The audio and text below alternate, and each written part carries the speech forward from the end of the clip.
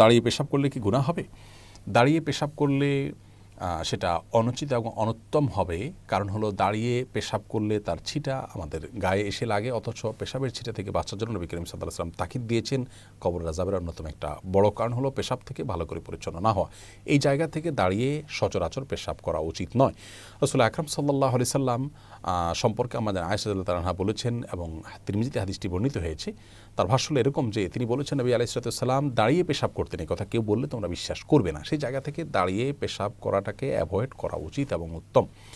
তবে সৌদি আরবের উলামায়ে কেরাম বিন বাজ, ইবনে উসাইমিন রাহিমাহুল্লাহ সহ অনেক উলামায়ে কেরাম বলে থাকেন যে কেউ চাইলে দাঁড়িয়ে পেশাব করতে পারেন। বিশেষ করে পেশাবের ছিটা ইত্যাদি আসবে, নাপাক হয়ে যাবে, তার কাপড় শরীর লেগে যাবে, এরকম আশঙ্কা যদি না থাকে তাহলে সে অবস্থায় দাঁড়িয়ে পেশাব করাতে অসুবিধা নাই তারা মনে করেন। তার কারণ হলো বুখারীর একটি হাদিস রয়েছে, যে হাদিসে নবী করিম সাল্লাল্লাহু আলাইহি ওয়াসাল্লাম কোন একটা ময়লাযুক্ত এলাকাতে যেখানে বসার পরিবেশ ছিল না সেখানে দাঁড়িয়ে তিনি পেশাব করেছেন। এই হাদিসটাকে তারা ব্যাপক অর্থে নিয়ে থাকেন, কিন্তু প্রথম মতটি অধিকতর বিশুদ্ধ এবং দলিল থেকে আপনার দলিল সমৃদ্ধ বলে আমাদের কাছে মনে হয়। অতএব সচরাচর এবং সাধারণ অবস্থাতে দাঁড়িয়ে পেশাব না করে বসে পড়াই উচিত।